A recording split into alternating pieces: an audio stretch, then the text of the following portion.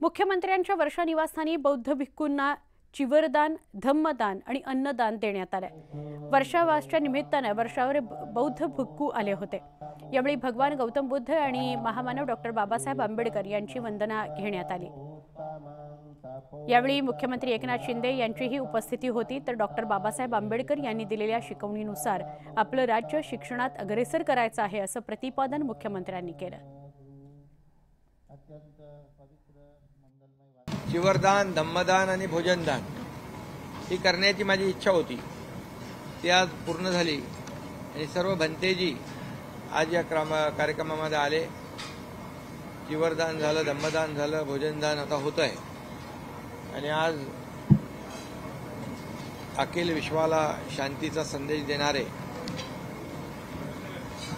भगवान गौतम बुद्ध आणि अखिल विश्वाला तत्वज्ञान देणारे डॉक्टर बाबासाहेब आंबेडकर यांची देखील वंदना झाली। बाबासाहेबांच्या शिका, संघटित व्हा, संघर्ष करा हे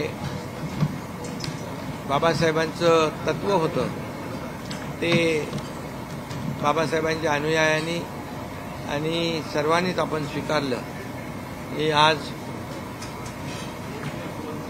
आपलं राज्य देखील शिक्षणामध्ये अग्रेसर आहे।